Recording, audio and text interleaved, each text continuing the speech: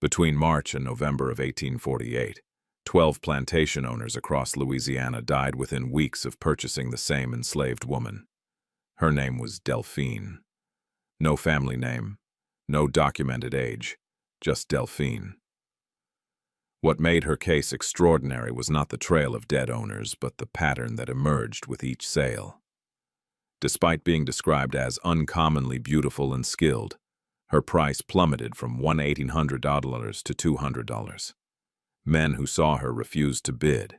Traders would not keep her overnight. By the time she reached Etienne Robichaux, a prominent sugar planter, the whispers had become warnings. Something was destroying these men from the inside, and Delphine was somehow the catalyst. What 3 enslaved witnesses would reveal challenged everything about power in the antebellum South. Before we continue with the story of Delphine and the terror that followed her across Louisiana, I need you to do something. Hit that subscribe button right now, because what you are about to hear has been deliberately erased from official records for over 175 years. And I want to know where you are listening from tonight. Drop your state or city in the comments below. Let's see how far this buried history reaches. The auction that should never have happened. The New Orleans slave market in March of 1848 operated with the efficiency of any commodity exchange. Buyers knew what they wanted, sellers knew what would fetch the highest price, and the transactions followed predictable patterns refined over decades of human commerce. The air hung thick with humidity and the mingled scents of unwashed bodies, tobacco smoke, and the river mud that clung to everything in this city built on swampland. Auctioneers called out descriptions with theatrical flourish, emphasizing youth, strength, docility, skills that might justify higher bids. Purchasers circulated through the holding pens, examining teeth, testing muscle tone, asking questions about temperament and work history with the casual pragmatism of men buying livestock. But on March 12th, something disrupted that rhythm. A woman was brought to the auction block at 4:30 in the afternoon, an hour when serious buyers had already departed for their hotels or boarding houses, their purchases secured, and their business concluded. The seller, a man named Gauthier, whose plantation operated on modest scale upriver, would not meet anyone's eyes as he led her forward. His hands shook as he passed the documentation to the auctioneer, and he positioned himself at the far edge of the platform as though proximity to the woman might contaminate him with whatever misfortune she carried. The auctioneer, a veteran of 20 years in the trade who prided himself on his ability to extract maximum value from every transaction, took the papers with professional confidence that faltered as he read them. His usual patter died in his throat. When he finally spoke, his voice carried none of its customary theatrical flourish. Delphine, aged about 20, household trained, excellent seamstress. No visible defects. The words came out flat, rushed, as though he wanted them finished and forgotten. He did not mention her beauty, though every man present could see it in the symmetry of her features, the bearing she maintained despite her circumstances. He did not invite close inspection, though that was standard practice for any slave of value. He did not elaborate on her skills or her history, or any of the details that might drive up the price. And when he called for opening bids, the silence stretched long enough that several buyers simply turned and walked away, their boots echoing on the wooden floor of the market. Those who remained stood with arms crossed, exchanging glances that communicated something beyond normal caution. This was not the wariness of men who suspected hidden illness or violent temperament. This was something else entirely. Something that made experienced slave traders, men who had spent their lives evaluating and purchasing human beings with cold calculation, refuse to approach the platform. Something that made Gauthier shift his weight from foot to foot, like a man standing on hot coals, desperate to complete the transaction and flee. The first warning. Etienne Robichaux had not intended to attend the late auction at all. His business in New Orleans had concluded successfully by midday. He had secured favorable terms on a loan to expand his sugar mill and had purchased equipment from a bankrupt plantation at a fraction of its value. A riverboat was scheduled to depart at 3 o'clock, which would have returned him to Bellerose in time for supper. But mechanical difficulties had delayed the departure, and rather than wait at the crowded docks among the laborers and cargo, he had decided to pass the time at the slave market. He had no particular need for additional labor. His sugar plantation 30 miles south had adequate staff. The 180 enslaved people who worked his fields and household constituted a considerable investment, but one that generated sufficient returns to place him among the wealthier planters in the parish. His household ran smoothly under the management of experienced servants. The fields produced respectable yields under the supervision of an efficient overseer. There was no gap in his operations that required filling, no urgent need that had brought him to the market that afternoon. But when Delphine was led onto the platform, something about the scene captured his attention. Not her appearance initially, though that registered in the automatic way that men of his class evaluated all women, enslaved or free. Rather, it was the behavior of the other potential buyers that intrigued him. Men who had been aggressively bidding on field hands and artisans only minutes earlier now stood motionless, their postures defensive. A planter named Desmarais, known for his shrewd acquisitions and his willingness to take calculated risks, actually backed away from the platform, his ruddy face gone pale beneath his hat. Robichaux moved closer to a cotton broker he knew slightly, a practical man named Fontaine who traded in both commodities and human property. "What is wrong with her?"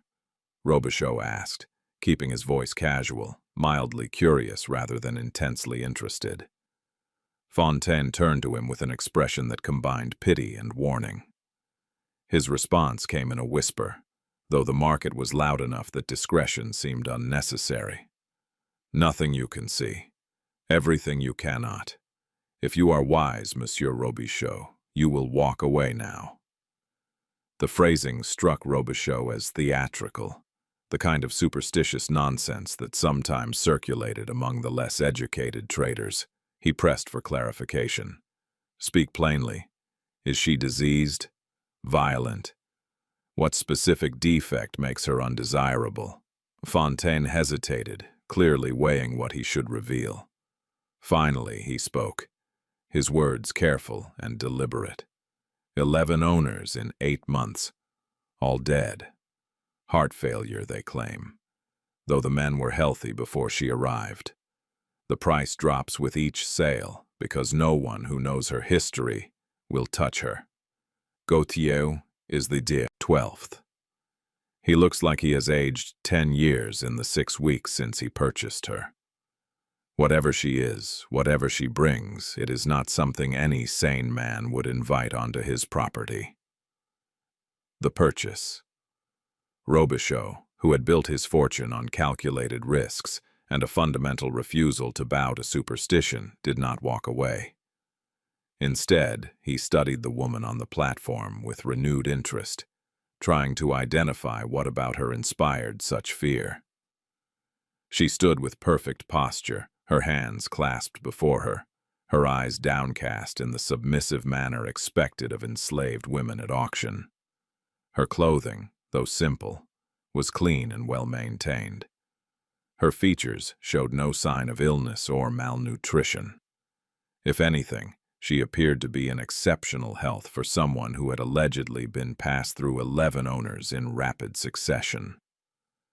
The auctioneer called for bids again, his voice carrying an edge of desperation now. The silence extended.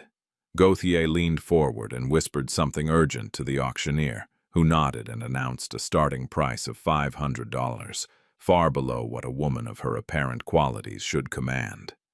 Still, no one bid. The price dropped to $300, then $200. The humiliation of the moment hung thick in the air.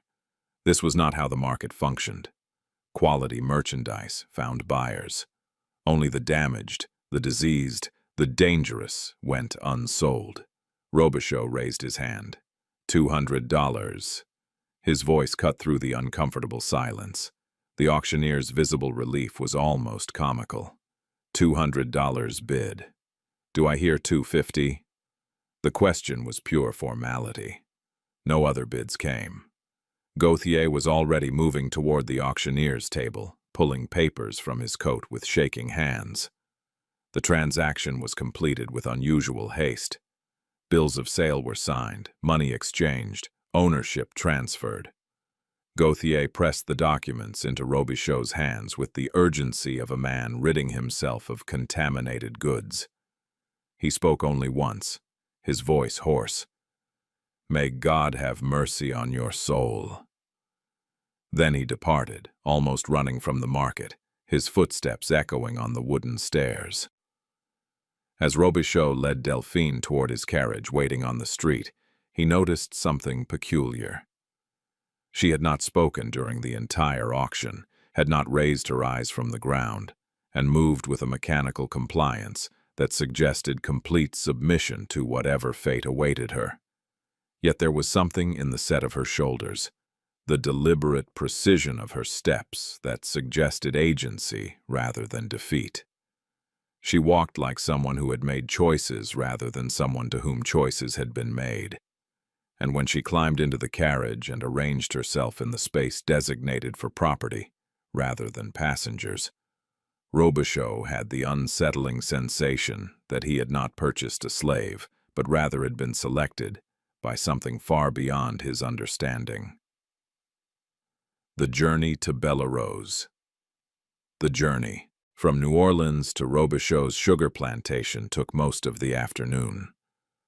The road followed the river south through landscape that alternated between cultivated fields and swampland, past plantation gates marked by white columns and oak trees draped with Spanish moss. Other travelers moved along the road in both directions, wagons loaded with sugar barrels heading to market, riders on horseback, occasionally a fine carriage belonging to one of the wealthy planters who dominated this region's economy and society.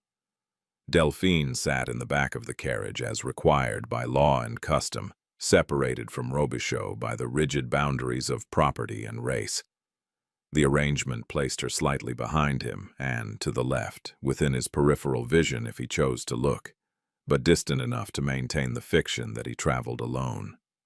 The late afternoon sun slanted through the oak trees, creating patterns of light and shadow across the road. The air smelled of river mud and sugar cane and the particular scent of Louisiana in spring, heavy and green and faintly decaying. Robichaux found himself watching her in the reflection of the window glass. She never fidgeted, never adjusted her position to find greater comfort on the hard bench, never looked around with the curiosity one might expect from someone entering unfamiliar territory. Instead, she sat with perfect stillness, her hands folded in her lap, her expression neutral, her gaze fixed on some middle distance that revealed nothing of her thoughts. It was a quality of composure that seemed unnatural in someone whose life had been reduced to commodity status, someone who had just been sold for a fraction of her apparent value to her 12th owner in less than a year. After an hour of silence, Robichaux broke it, curiosity overcoming the social convention that masters need not explain themselves to property. "How many owners have you had?" The question was not accusatory, merely an attempt to understand why such a valuable-looking woman had sold for so little, why experienced traders had warned him away, why Gauthier had looked so relieved to be rid of her. Delphine's response came after a long pause, long enough that Robichaux thought she might not answer at all. When she finally spoke, her voice was soft but perfectly articulated, with none of the deliberate grammatical errors that many enslaved people employed as protective coloring around whites. 11 before you, sir. Each found what they sought." The phrasing struck Robichaux as odd, almost philosophical. Most slaves, when asked about previous owners, would offer factual information, names, locations, durations of service, but Delphine's answer suggested something else entirely, as though the men who had owned her had been engaged in a search rather than a transaction, and whatever they had discovered had not been what they expected to find. Robichaux did not pursue the matter further, attributing the strange phrasing to the common practice among enslaved people of speaking in riddles and indirection around their owners. But the words stayed with him as the carriage continued south, and he found himself wondering what exactly those 11 men had sought, and what finding it had cost them. Bellerose Plantation. Bellerose occupied 2,000 acres of prime sugar-growing land along the Mississippi River, positioned to take advantage of both the fertile alluvial soil and the river transport that connected it to New Orleans markets. The plantation had been established in the 1820s by Robichaux's father-in-law, expanded through the strategic purchase of neighboring properties, and inherited by Robichaux upon his wife's death 3 years earlier. It was a prosperous operation, though not among the largest in the parish, producing enough sugar to generate considerable wealth while requiring constant attention to maintain its competitive position. The heart of the plantation was the mansion, a Greek revival structure that Robichaux had commissioned 5 years earlier to replace the more modest house that had originally stood on the property. White columns rose 2 stories to support a wide gallery that wrapped around the building, providing shade and a vantage point from which to survey the grounds. The interior featured high ceilings, mahogany furniture imported from the north, and the kind of careful decorative detail that announced its owner's wealth and taste to the endless stream of visitors that plantation society required one to receive. Behind the mansion stood the various outbuildings that kept a plantation functioning: kitchen house, laundry, smokehouse, carriage house. Further back were the quarters where the domestic servants lived, structures that were marginally better maintained than the field quarters that lay a quarter-mile distant, barely visible from the main house. The sugar mill dominated the eastern section of the property, its machinery silent now in the spring months but ready for the brutal harvest season that would begin in the fall. The plantation operated with the efficiency required to maximize sugar production, a crop that demanded more intensive labor and caused more suffering than even cotton. Robichaux considered himself a practical man, neither exceptionally cruel nor unusually kind by the standards of his class and era. He used the whip when he deemed it necessary to maintain discipline, provided adequate rations to keep his workforce healthy enough for labor, and viewed his enslaved population as one views any valuable livestock, assets to be maintained for optimal productivity. He did not indulge in the casual sadism that characterized some planters, but neither did he trouble himself with sentiment about the human beings whose labor generated his wealth. Into this established order, Delphine was introduced not as a field hand but as a house servant, assigned to assist the existing domestic staff in maintaining the mansion and attending to Robichaux's needs. It was a position of relative privilege within the plantation hierarchy, one that would bring her into regular contact with the master and his frequent guests, one that required intelligence and discretion rather than physical endurance. As the carriage pulled up to the mansion's entrance, Marguerite, the head housekeeper, emerged to greet them. She was a woman in her 50s who had served the Robichaux family for 3 decades, and her expression as she observed Delphine descending from the carriage suggested that she had already heard the stories, already knew what the arrival of this particular woman might mean for the household she managed. The house slave's warning.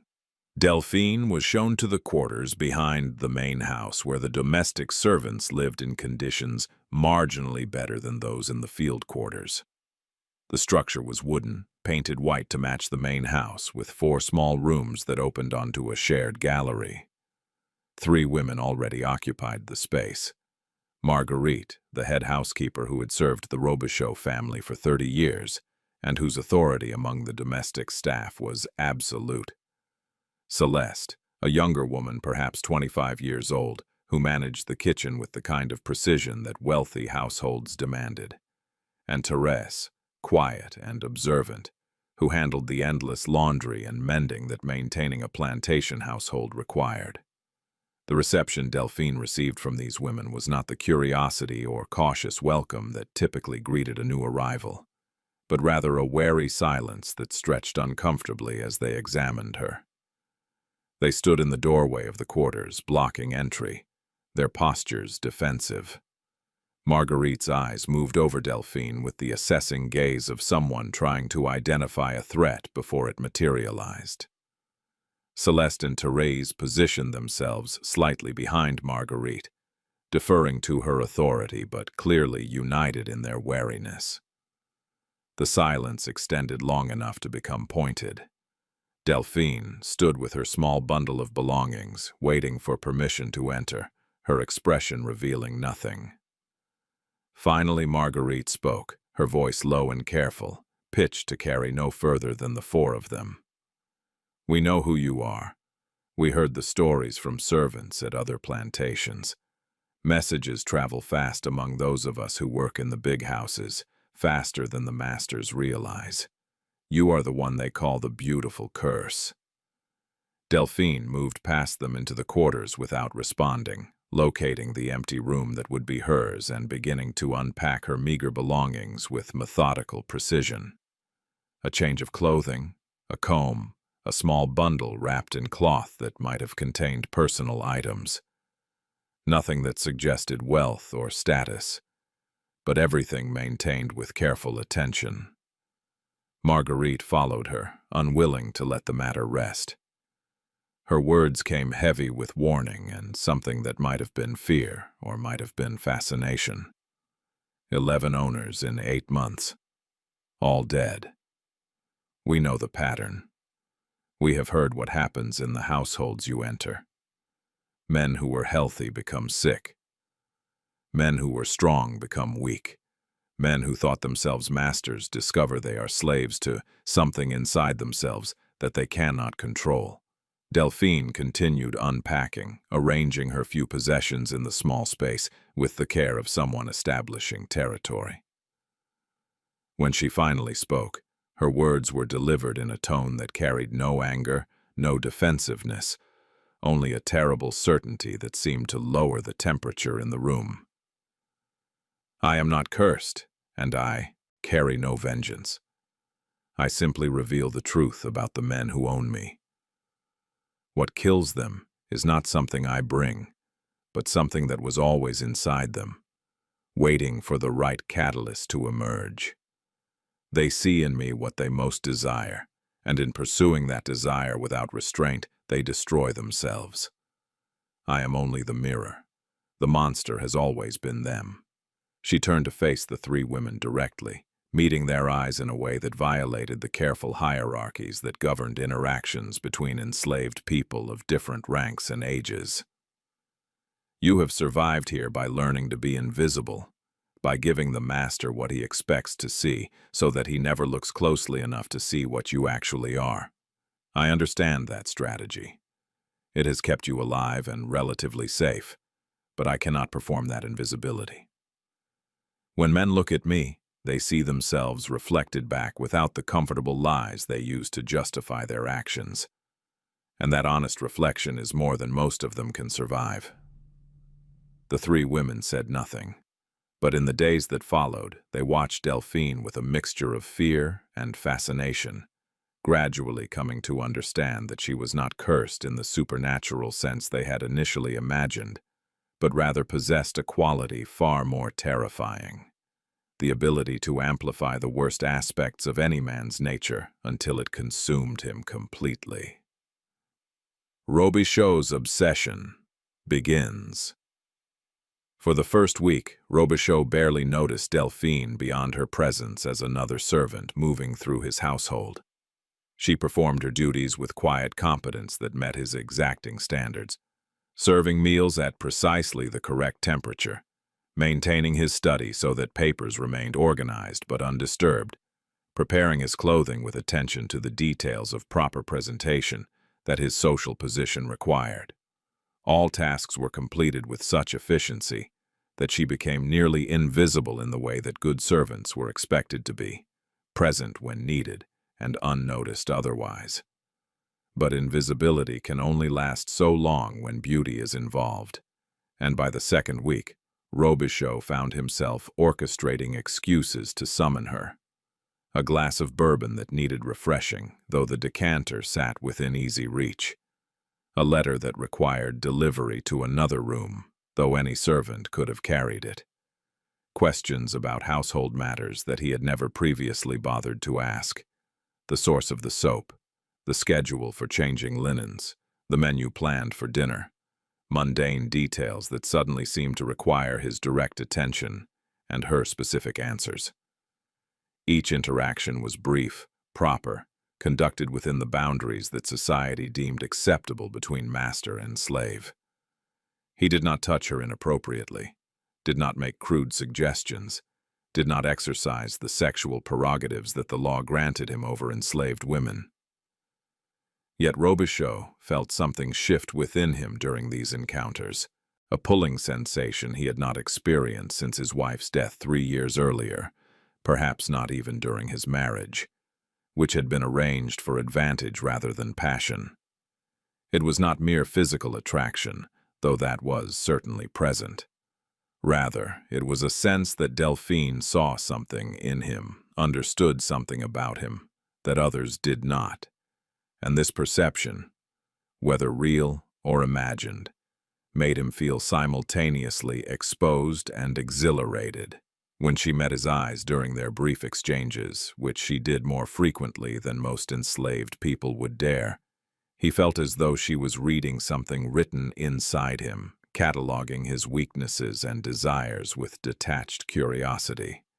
His sleep began to suffer. He would lie awake in his bedroom, listening to the sounds of the house settling, imagining her in the quarters behind the mansion, wondering what she thought about during the private hours when no one was observing her. Did she think about him? Did she categorize him among the 11 previous owners, another predictable man following a predictable pattern? Or did she recognize something different in him, some quality that set him apart from those who had come before? The questions circled in his mind with increasing urgency. By the 3rd week, his careful routines had begun to erode. He missed appointments with his factor in New Orleans, claiming illness, though he felt physically well. He cut short conversations with neighboring planters who visited on social calls, impatient with their discussion of crop yields and politics when his mind was occupied elsewhere. His overseer, O'Brien, came to the house repeatedly with matters requiring immediate attention. A broken piece of mill equipment, a conflict between field hands that threatened to escalate, concerns about the sugarcane showing signs of disease. But Robichaux dismissed everything with irritable brevity, his attention already drifting back to the question of where Delphine might be at that moment and what task she might be performing. The pattern emerges. By the 3rd week, Robichaux's behavior had changed in ways that the other servants noticed, but did not comment on directly. He had always been a meticulous man who maintained rigid schedules. Meals appeared at precisely 7 in the morning, noon, and 6 in the evening.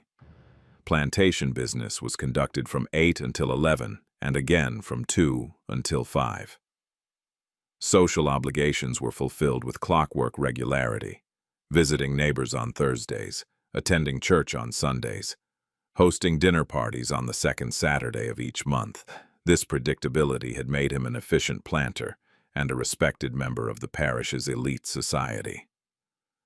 But now the schedules began to slip. Breakfast went uneaten, the carefully prepared food returned to the kitchen untouched. Business hours were interrupted by sudden departures from his study. Robichaux wandering through the house as though searching for something he could not name. He began to appear in rooms where his presence served no clear purpose. The hallway where linens were stored, the butler's pantry where silver was cleaned, the gallery where servants performed minor tasks. Always he seemed to be looking for Delphine, and when he found her, he would manufacture some excuse for conversation that fooled no one. His appearance began to deteriorate. His clothing, always immaculate, showed signs of careless attention. A collar slightly askew, a waistcoat with a button fastened incorrectly. His face, normally clean-shaven, sometimes showed stubble by afternoon. His eyes, which had been sharp and assessing, took on a distracted quality, as though his mind was engaged with something distant, while his body moved through the immediate world. His closest neighbor, a planter named Marchand who owned an adjacent property, visited Bellerose on business in early April and observed the changes with growing concern. Marchand was a practical man who had known Robichaux for 15 years, had watched him build his plantation into a profitable enterprise, had observed him weather the death of his wife with stoic dignity.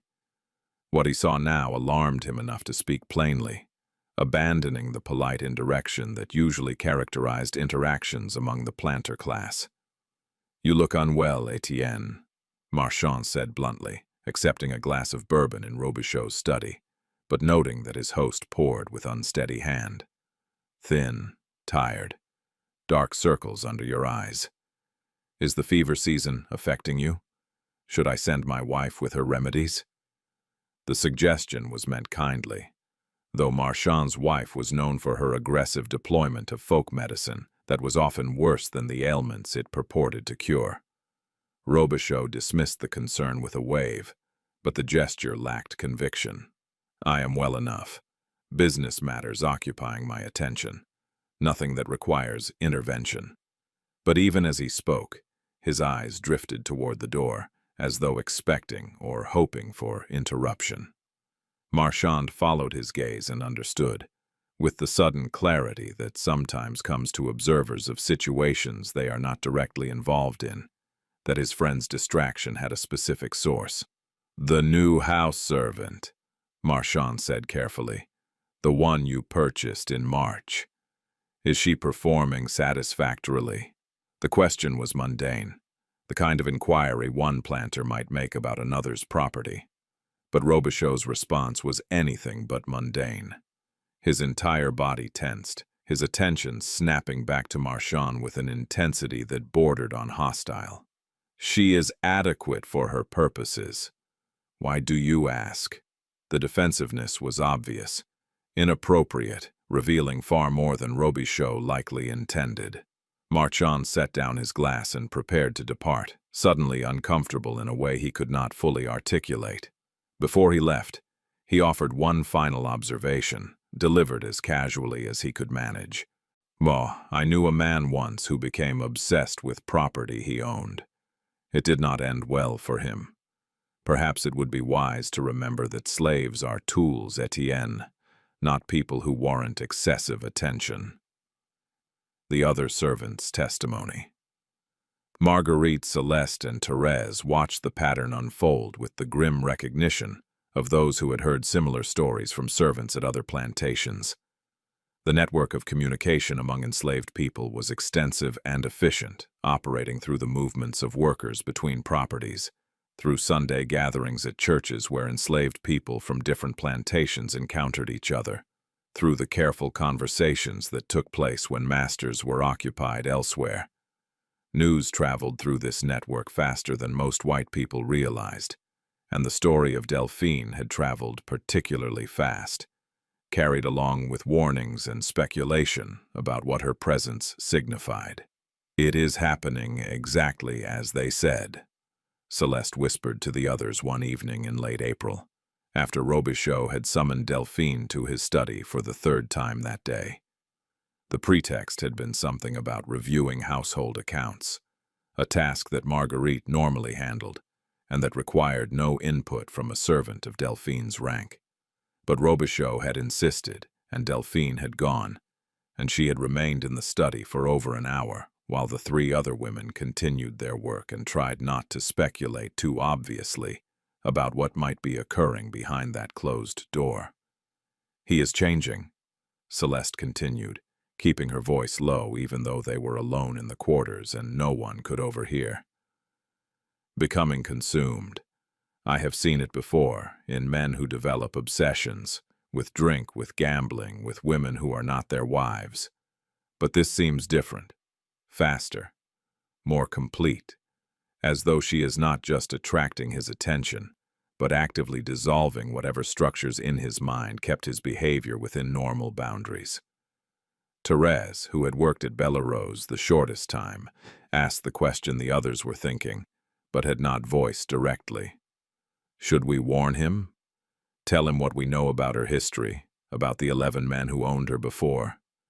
Perhaps if he understood the pattern, he could resist it, protect himself from whatever she does to them. The suggestion was made with the naivety of youth, a belief that information and understanding could alter outcomes that seemed increasingly inevitable. But Marguerite shook her head, her expression grave, her tone carrying the weight of decades spent observing the behavior of powerful men. Warn him of what? That he is falling under the spell of his own desires? That the beautiful slave he purchased is reflecting back the darkness in his own soul? Men like Robichaux do not listen to warnings from slaves, Therese. We exist to serve them, not to counsel them. If we spoke such words, he would more likely punish us for insolence, than thank us for the warning.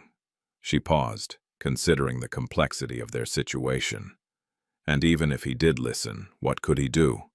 Send her away? Sell her to another owner who will die just the same?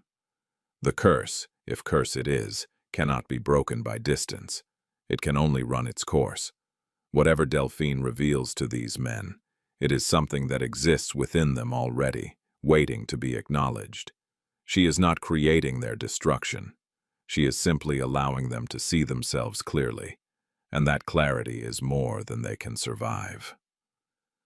And so they watched, documenting the decline in whispered conversations, comparing observations about how many meals Robichaux left uneaten, how many hours he spent locked in his study, how often he manufactured excuses to summon Delphine, how his appearance and behavior continued to deteriorate. They watched, and they prepared themselves for what they knew would come, and they said nothing to intervene because intervention was not possible, and attempting it would only endanger themselves without altering the outcome. The First Transgression. The first time Robichaux touched Delphine inappropriately, the incident occurred on an evening in early May when spring storms had brought heavy rain that drummed against the mansion's roof and made the air thick with humidity. He had been drinking more than usual, bourbon followed by wine with dinner, followed by more bourbon in his study, attempting to quiet thoughts that had become increasingly insistent and disturbing. Delphine had been summoned to bring him coffee, a task meant to help him sober enough to review correspondence that required his attention. She entered the study carrying the silver service, moving with the careful grace that characterized all her actions, and set the tray on the table beside his desk.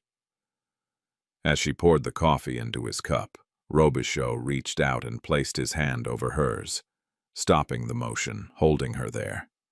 It was not a violent gesture, not forceful, but it was a clear transgression of the boundaries that had theoretically governed their interactions. His hand lingered on hers, his skin against her skin, the contact lasting several seconds too long to be accidental or innocent. Delphine did not pull away, did not react with the resistance or the immediate submission that might have been expected. Instead, she simply looked at him with those dark, fathomless eyes that seemed to see through all the rationalizations he had been constructing, all the justifications he had been preparing for this moment that he had known was coming, even as he pretended otherwise. And then she asked a question that pierced through every defense he had erected. "Is this what you want, sir? To become like all the others?" The words should have been insubordinate, should have earned punishment for the implied criticism they contained, for the suggestion that his behavior was not unique or special, but merely predictable. But Robichaux found himself frozen by them, paralyzed by the implication that his actions were part of a pattern that had played out 11 times before, that he was not exercising power but rather being controlled by something he did not fully understand.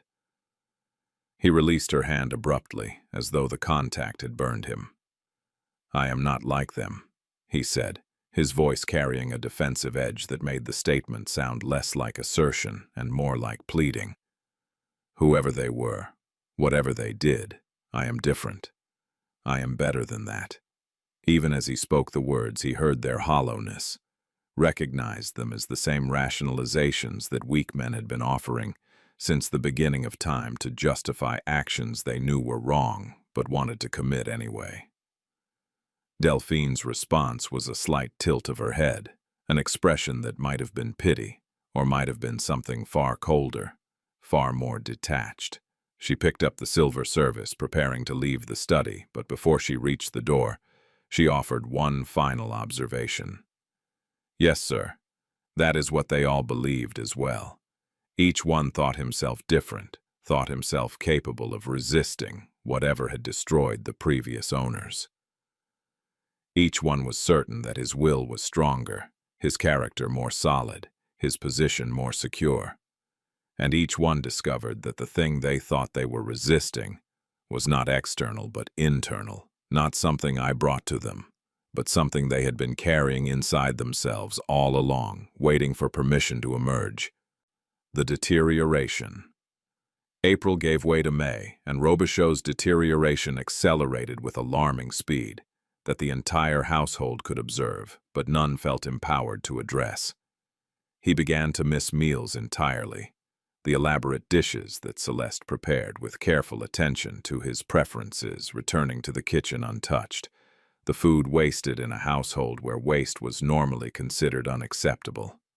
He spent hours alone in his study with brandy and laudanum, the latter obtained from a doctor in New Orleans under the pretense of treating insomnia that had supposedly plagued him since his wife's death. The combination of alcohol and opiate created a fog in which he seemed to exist, neither fully present nor completely absent. His mind occupied with thoughts he could not articulate and obsessions he could not control. His appearance reflected this internal disintegration. His clothing, always immaculate, now showed signs of neglect. Shirts worn 2 days in succession, cravats tied carelessly, waistcoats stained with spilled drink. His face grew gaunt, the bones more prominent beneath skin that had taken on an unhealthy pallor. His eyes, once sharp and calculating, now carried a fevered quality, darting around rooms as though tracking things others could not see. His hands developed a tremor that made writing difficult and holding objects uncertain. The plantation business suffered correspondingly.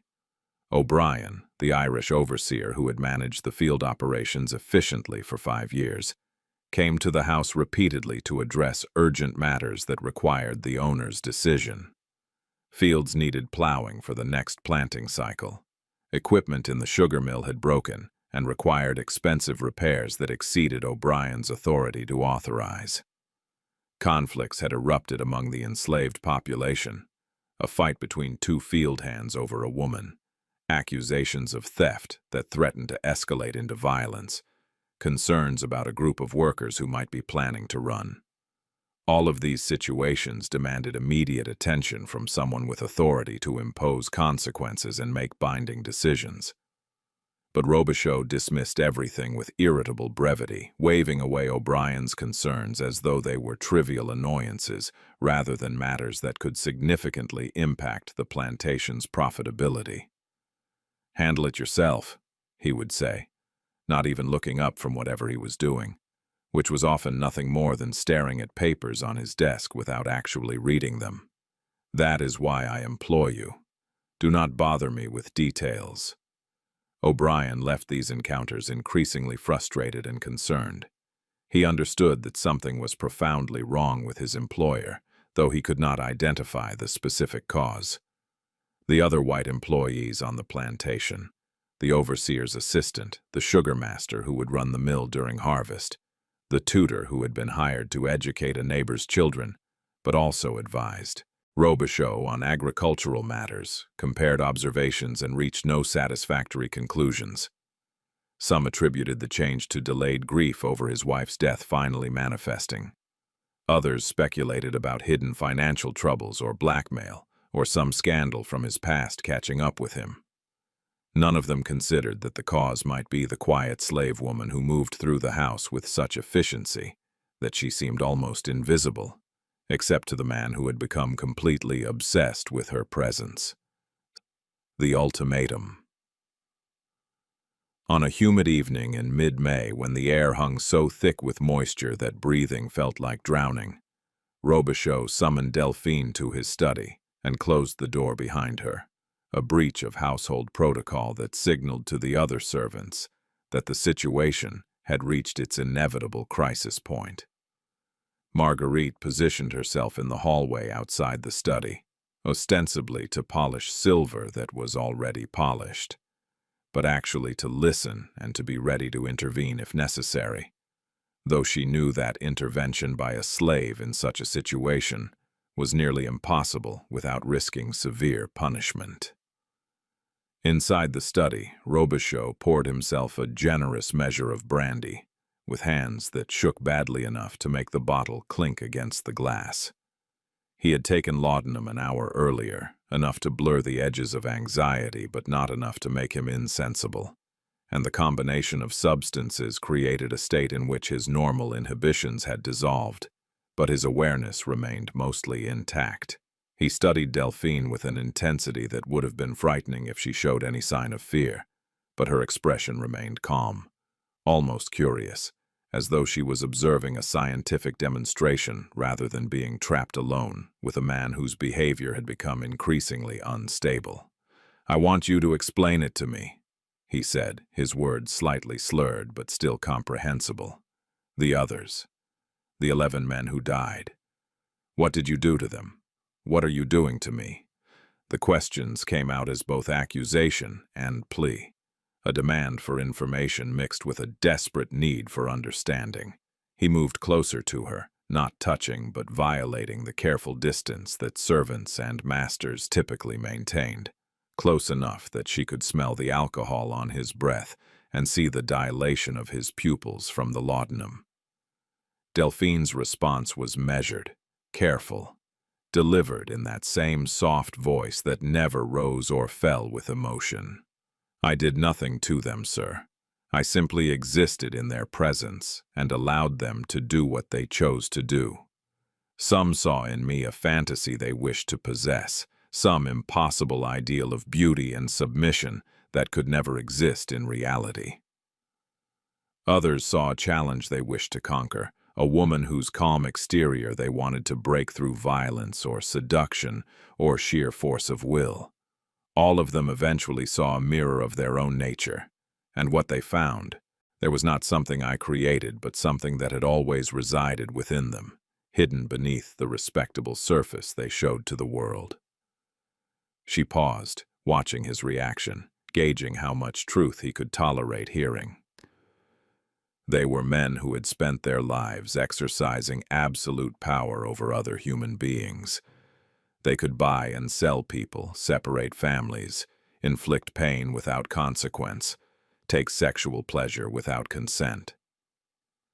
That much power corrupts something essential in the soul, creates a void where empathy and restraint should exist.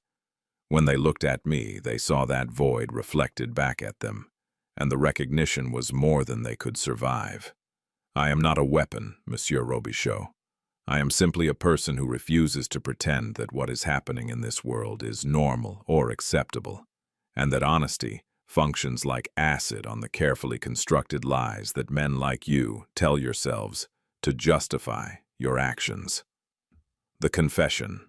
What followed was a conversation that lasted deep into the night, a strange and terrible dialogue in which the boundaries between master and slave dissolved into something far more disturbing than either the simple domination that Robichaux might have expected or the resistance that Delphine might have been expected to offer. The laudanum and brandy had loosened something in Robichaux that had been tightly controlled for years, perhaps for his entire adult life, and he began to speak of things he had never articulated to another person, confessions that spilled out with the desperate urgency of a man who could no longer contain them. He spoke of his marriage to Amélie, a union arranged between families for social and financial advantage rather than affection, a relationship that had produced no children in 7 years and had ended with her death from complications of influenza. He had mourned her publicly with all the proper displays of grief that society expected, but privately he had felt mostly relief, the freedom from a daily performance of conjugal partnership that had exhausted him more than any actual work. He had never loved her, he admitted now, and suspected that she had never loved him, and the entire structure of their life together had been a carefully maintained lie that fooled everyone except the two people actually living it. He spoke of his acquisition of Bellerose, which had come through mechanisms that were technically legal but morally questionable. His father-in-law had been elderly and suffering from the mental decline that sometimes accompanied age, and Robichaux had maneuvered to gain control of the estate before other relatives could intervene, using his position as the old man's son-in-law to influence decisions about property transfer and to ensure that when death came, the plantation passed to him rather than to the old man's other children. 2 families had been financially ruined by this maneuvering, forced to accept settlements far below what their shares should have been worth. But Robichaux had justified the actions as simply shrewd business, the natural outcome of his superior intelligence and planning. He spoke of the casual cruelties he had inflicted on enslaved people over the years, decisions that had seemed perfectly normal and justified at the time, but which now, spoken aloud in the darkness to someone who offered no reassurance or absolution, sounded monstrous. The family he had ordered, separated and sold to different buyers because it was more profitable than keeping them together. The woman who had resisted his sexual advances and whom he had sent to work in the fields as punishment, knowing that field labor would destroy her health within years. The man who had been whipped nearly to death for the offense of speaking to Robichaux without proper deference, an example meant to terrify the other workers into absolute submission. And beneath all of this, threaded through every confession, was a fundamental emptiness that terrified him more than any specific action he had taken. A sense that his life of privilege and power had never produced anything approaching genuine satisfaction or meaning, that every achievement felt hollow, that every pleasure was temporary and ultimately unsatisfying, that he was a man who had everything society told him he should want but who felt nothing except a vast void where contentment should have existed. The witnesses come forward. While Robichaux's obsession with Delphine deepened to the point where it consumed nearly all his waking attention and haunted his increasingly rare periods of sleep, 3 enslaved men on the Bellerose Plantation had begun their own investigation into her history, motivated by a combination of curiosity, self-preservation, and a growing sense that understanding her methodology might provide insights into the broader systems of power that governed their lives. Jacques, who worked as the plantation's blacksmith and whose skill at his trade gave him a measure of status and mobility that most enslaved people lacked, had contacts among workers at plantations throughout the parish and beyond, relationships built over years of repairing equipment and sharing information. Benjamin, who maintained the plantation's records and correspondence under O'Brien's supervision, was one of the relatively rare enslaved people who could read and write with fluency. His literacy had been acquired secretly over many years, partly through observation of the white children he had played with before the racial boundaries of childhood hardened into the rigid separations of adult society, and partly through deliberate self-education using books and newspapers he could access through his work. This literacy gave him a window into the written world of the plantation owners, access to information that most enslaved people never saw. Thomas, at 18, the youngest of the 3, had already developed a reputation for noticing patterns that others missed, for making connections between seemingly unrelated events, for understanding the underlying structures of situations rather than just their surface manifestations. He was too young to have the extensive network that Jacques possessed or the literacy that Benjamin had acquired, but he had intelligence and observation skills that made him valuable to their project. These three had heard enough stories about Delphine to understand that she was somehow connected to a pattern of wealthy planters dying under mysterious circumstances, deaths that official records attributed to natural causes, heart failure, apoplexy, sudden illness, but which seemed too consistent and too closely linked to her presence to be coincidental. Unlike many who attributed this pattern to supernatural causes, to curses or voodoo or some malevolent power that Delphine wielded through occult means, Jacques, Benjamin, and Thomas sought a more rational explanation, believing that understanding the actual mechanism of the deaths might provide leverage or insight that could be useful. What they discovered, through careful questioning of other enslaved people who had worked on plantations where Delphine's previous owners had died, through piecing together fragments of overheard conversations, through analyzing patterns in behavior and outcomes, was that Delphine's supposed curse was actually a carefully constructed psychological methodology. She would enter a household, observe the master's particular weaknesses and obsessions with the acute attention of someone whose survival depended on understanding the people who had power over her, and then through subtle manipulation, a word here, a glance there, the strategic withholding or granting of small attentions, would encourage the man to pursue his darkest impulses without the normal restraints that social convention and self-preservation usually imposed.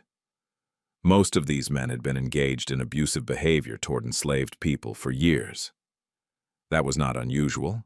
Such abuse was endemic to the system itself, built into the fundamental structure of slavery. But social conventions and practical considerations usually kept such behavior within certain bounds, prevented it from becoming so excessive that it attracted attention or threatened the owner's own health and reputation. The Plan Jacques, Benjamin, and Thomas understood that they were witnessing the same pattern unfolding with Robichaux that had played out with Delphine's previous 11 owners, and after careful discussion conducted in the privacy of the blacksmith shop where Jacques worked, and where their presence together could be explained by legitimate plantation business, they made a decision that carried enormous risk. They would document what was happening in as much detail as possible, create a record of Delphine's methodology and its effects, and attempt to use this information to expose the broader system of abuse that she was exploiting through her actions. Their motivation was complex and not entirely unified among the three of them. Jacques held no particular sympathy for Robichaux as an individual. The man had purchased human beings and profited from their labor, had exercised the kind of casual cruelty that characterized most slave owners, had participated fully in a system that reduced people to property. If Robichaux died as the previous owners had died, Jacques would not mourn him. But Jacques recognized that Delphine's pattern, repeated enough times, might eventually create enough scandal to attract serious investigation, and investigation might expose aspects of slavery that the system usually kept carefully hidden from public view. Benjamin's motivation was more intellectual, driven by his literacy and his belief that creating written records was itself a form of resistance. Most of what happened on plantations was never documented except in the self-serving accounts that owners kept in their ledgers and journals, records that reduced enslaved people to numbers and commodity values while erasing their humanity and their suffering. If Benjamin could create a different kind of record, one that captured the truth about what actually happened in these households, that document might someday be useful, might contribute to the eventual dismantling of the entire system. It was an optimistic belief, perhaps naive, but it gave purpose to the dangerous work of documentation. Thomas's motivation was more immediate and practical. He wanted to understand how power actually worked, how someone as apparently powerless as Delphine could systematically destroy men who theoretically had absolute authority over her. If he could understand her methodology, perhaps he could apply similar principles in his own efforts to resist and survive. Perhaps understanding how she manipulated these men could teach him how to manipulate the systems that governed his own life. So they began their work, with Benjamin keeping a journal hidden in a false bottom of a toolbox in the blacksmith shop, documenting Robichaux's deterioration, with the careful attention to detail that his literacy allowed. He recorded dates, described behavior changes, noted the progression of physical and mental decline. They interviewed other enslaved people who had worked on plantations where Delphine's previous owners had died, traveling on various pretexts to neighboring properties and conducting careful conversations that gathered information without revealing their purpose. They collected testimonies about the patterns that had preceded each death, the obsessive behavior, the neglect of plantation business, the physical deterioration, the emotional confessions that the dying men had reportedly made to their slaves. And they watched current events at Bellerose with the same careful attention, comparing what they observed with the patterns they had documented from previous cases, noting the consistencies and the variations, gradually building a comprehensive understanding of how Delphine's presence catalyzed the self-destruction of the men who owned her. The final descent. By early June, Robichaux had become a ghost of his former self, a transformation so complete that visitors to Bellerose barely recognized the man who greeted them. His weight had dropped dramatically, perhaps 30 pounds lost in less than 3 months, leaving his expensive clothing hanging loosely on a frame that had once filled it with the prosperous bulk of successful middle age. His skin had taken on an unhealthy pallor, gray and waxy in appearance, marked with the broken capillaries that suggested excessive drinking. His eyes, once sharp and assessing, now carried a fevered quality that made sustained eye contact uncomfortable, as though looking into them revealed something disturbing about the dissolution happening behind them. His behavior had become increasingly erratic in ways that the other servants documented with growing alarm. He no longer pretended to conduct plantation business, leaving O'Brien to manage everything without consultation or guidance, a delegation of authority that was both necessary and deeply concerning, given that slaves were O'Brien's primary tool of management, and unchecked overseers could be even more brutal than the owners who employed them. Robichaux spent his days either locked in his study with Delphine, engaging in conversations that those who listened at doors could not fully comprehend, but which seemed to involve long confessions punctuated by periods of weeping, or wandering the grounds in the middle of the night, talking to himself about sins and judgment, and the impossibility of redemption. The other servants tried to maintain the household's routines around his disintegration, but the absence of effective leadership had allowed discipline to slip throughout the plantation. Field workers began to test the boundaries of O'Brien's authority, small acts of resistance that would normally have been quickly suppressed, but which now went largely unpunished because the overseer was overwhelmed by the need to handle everything without support from the owner. Tools went missing from the equipment shed. Workers claimed illness and avoided labor with excuses that were transparent lies, but which O'Brien lacked the time to investigate. The sugar crop suffered from inattention during crucial stages of growth, and neighboring planters began to gossip about Robichaux's decline, attributing it to everything from yellow fever to brain fever, to the corrupting influence of that beautiful slave he had purchased. On June 9th, Robichaux summoned Dr. Mercier from New Orleans, complaining of chest pains and difficulty breathing that had been plaguing him for several days. Mercier was a competent physician who had treated wealthy planters throughout the region for 20 years, and he arrived at Bellerose expecting to find some identifiable illness that could be addressed through bleeding, purging, or one of the various remedies that constituted medical practice in that era. But his examination revealed no physical cause for the symptoms Robichaux described. His heart rate was elevated, but not dangerously so. His lungs were clear, his temperature was normal. The physical plant of his body, while obviously weakened by weight loss and the effects of alcohol and laudanum, showed no signs of acute disease. Mercier prescribed rest and abstinence from alcohol and laudanum, recommendations delivered with professional authority, but little real hope that they would be followed. He had seen this pattern before in men who had become dependent on substances or who were suffering from what he called nervous exhaustion, a catch-all diagnosis that captured a variety of mental and emotional disorders that 19th-century medicine had no effective way to treat. But what Mercier did not record in his notes, what he mentioned to no one because it seemed too bizarre to articulate, was his impression that Robichaux was not ill in the conventional sense, but rather was being consumed by something internal, something that had nothing to do with disease and everything to do with a fundamental collapse of whatever structures had previously held his personality together. The death of Etienne Robichaux. On the night of June 12, 1848, 6 weeks almost to the day after Delphine had arrived at Bellerose, Etienne Robichaux died in his study under circumstances that would be officially recorded as heart failure, but which the people closest to the situation understood to be something far more complex.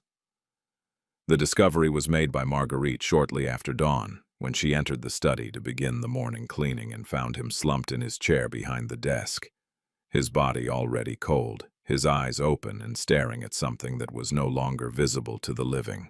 The scene that Marguerite encountered suggested that Robichaux had spent his final hours writing, because scattered across the desk were multiple sheets of paper covered with his increasingly erratic handwriting, some pages complete and others abandoned mid-sentence as though the effort of continuing had become too difficult. A bottle of laudanum sat empty beside an equally empty bottle of brandy, and the combination of substances would later be cited by Dr. Mercier as the immediate cause of death, the heart simply giving out under the combined stress of intoxication, malnutrition, and what the doctor would describe in his official report as moral and nervous exhaustion. But it was the letter, unsealed and left prominently in the center of the desk, where it could not be missed, that revealed the truth about what had happened during those final hours. The document was addressed to no one in particular, but was clearly intended to be found and read, perhaps by legal authorities, or perhaps simply by whoever discovered his body. In it, written with the desperate clarity that sometimes comes to people in their final moments, Robichaux confessed to crimes that had never been publicly acknowledged, and to moral failures that he had spent his adult life denying even to himself. He wrote of the financial frauds that had allowed him to gain control of Bellerose, the deliberate manipulation of his father-in-law during the old man's mental decline, the legal maneuvers that had cheated other family members out of their rightful inheritance. He detailed specific acts of cruelty toward enslaved people, names, dates, descriptions of punishments inflicted, and families separated, and lives destroyed through his decisions. He wrote of his marriage as a prolonged lie, his social position as a facade concealing emptiness, his wealth as something built on the suffering of others and therefore providing no genuine satisfaction.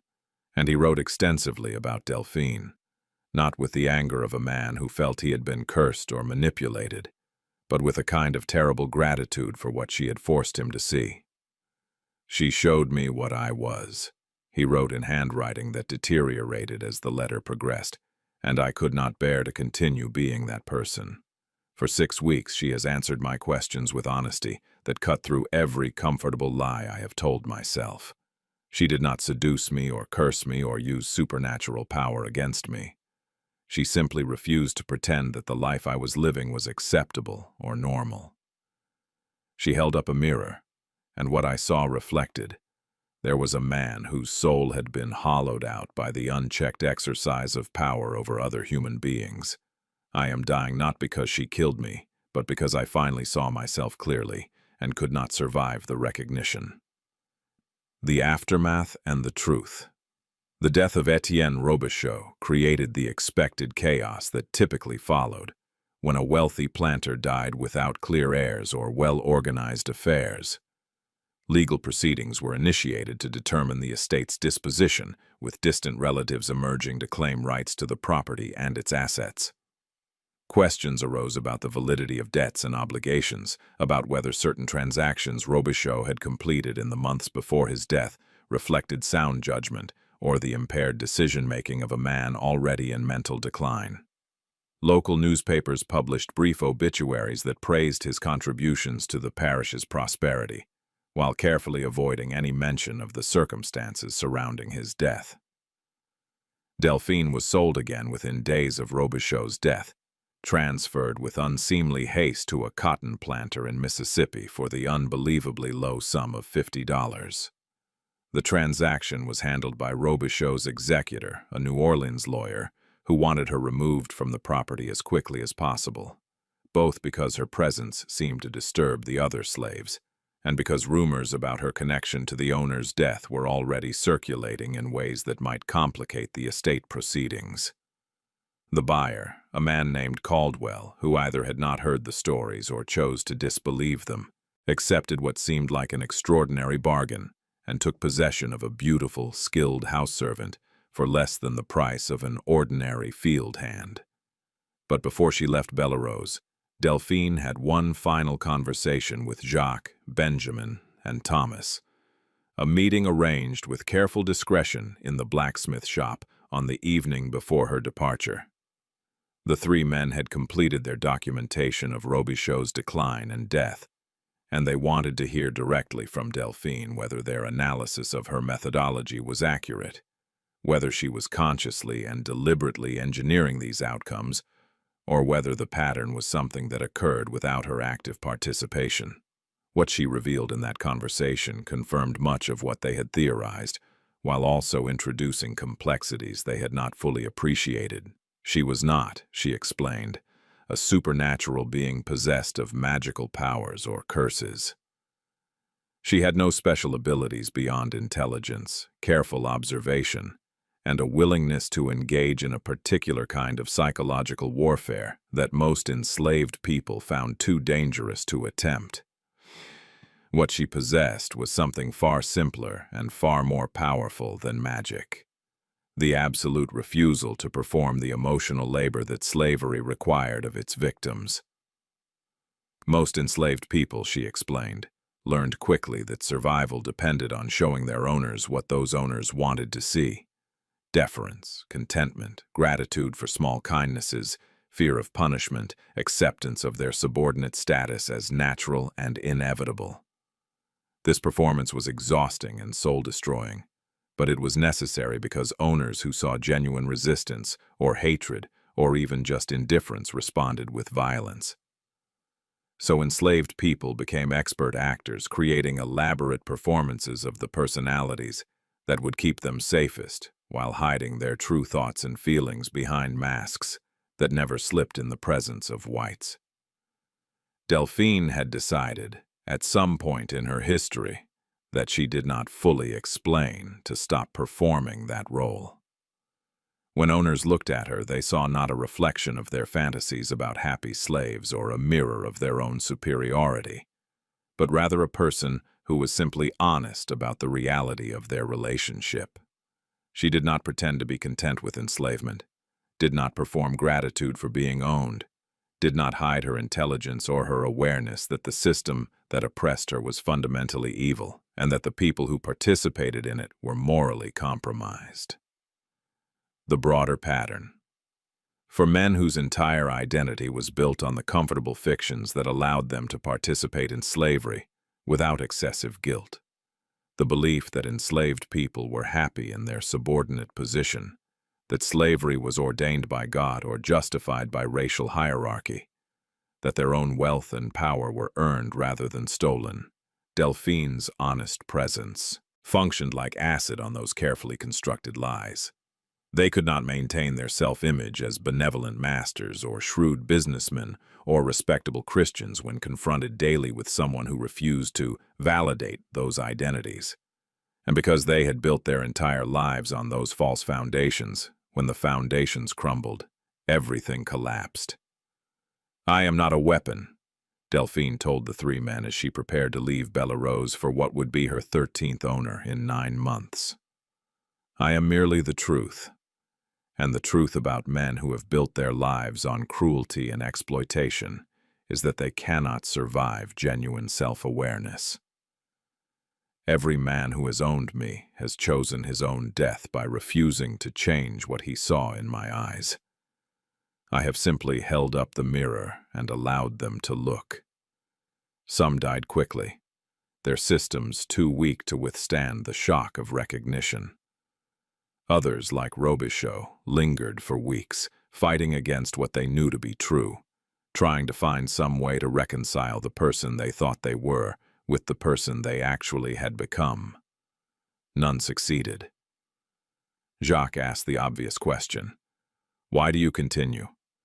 If you know that your presence will lead to the owner's death, if you understand the pattern, why not change your behavior, perform the expected role, survive by becoming invisible as the rest of us do?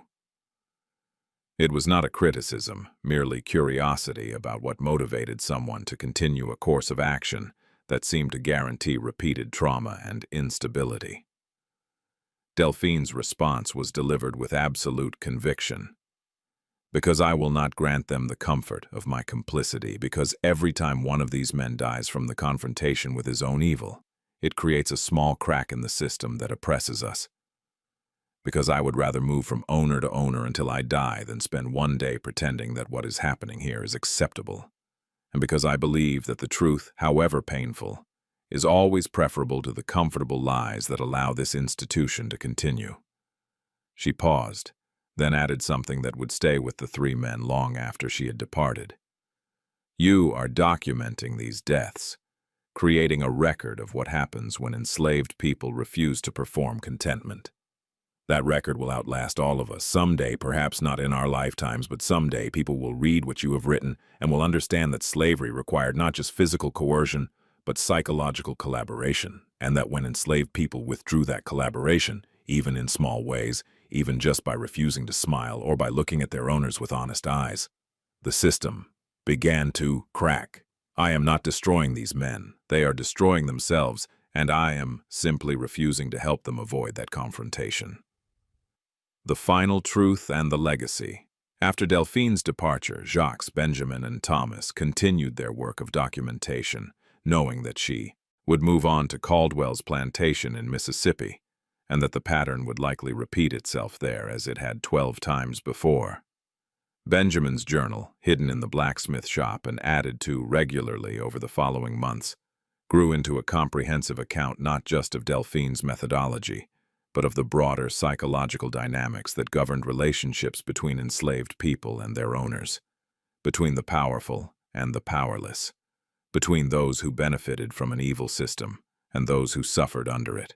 What they discovered through their investigation extended far beyond the specific case of Delphine and her deadly impact on the men who purchased her. They documented how the entire structure of slavery depended on the emotional labor of enslaved people, on their willingness to perform contentment and deference and gratitude even when they felt rage and grief and despair. They recorded how owners needed to believe that their slaves were happy or at least accepting of their condition, because acknowledging the truth that they were holding human beings in brutal captivity against their will would make it impossible to continue participating in the system while maintaining any sense of moral righteousness. They noted how fragile the whole structure actually was, how dependent it was on the cooperation of the enslaved in maintaining the fictions that made it bearable for the enslavers. When that cooperation was withdrawn, even by a single person, even in subtle ways that did not constitute outright rebellion, the system revealed its fundamental instability. Delphine had discovered, perhaps accidentally at first, but then with increasing intentionality, that simply being honest about the reality of slavery was itself a form of resistance that the system could not tolerate. The journal that Benjamin kept was never published during his lifetime, never shared beyond the small circle of trusted individuals who knew about its existence, but it survived, hidden first in the blacksmith shop at Bellerose, then carried north during the chaos of the Civil War, by Jacques, who escaped during the Union occupation of Louisiana, and eventually deposited in the archives of an abolitionist society in Philadelphia, where it remained largely forgotten for over a century. When it was finally rediscovered and analyzed by historians in the 1960s during the Civil Rights Movement, it provided extraordinary insight into the psychological dimensions of slavery that had been largely ignored in earlier scholarship. As for Delphine herself, the trail goes cold after Mississippi. Records suggest that Caldwell died in November of 1848, 5 months after purchasing her, and that she was sold again, this time disappearing from the documentation entirely. Some historians believe she may have escaped north during the chaos of her 14th or 15th sale, finally breaking free of the cycle that had defined her life for nearly a year. Others suggest that she may have died, her health finally breaking under the repeated trauma of being sold and resold, of watching owner after owner destroy himself in confrontation with truths she revealed. The answer, like so much about enslaved people's lives, was never properly documented by a society that viewed such individuals as property rather than people whose stories deserved preservation. What remains is the record that Jacques, Benjamin, and Thomas created, a testament to one woman's refusal to participate in the comfortable lies that made slavery bearable for those who benefited from it, and evidence that resistance took many forms, some of which were far more psychologically complex and devastating than the outright rebellion that white society feared most.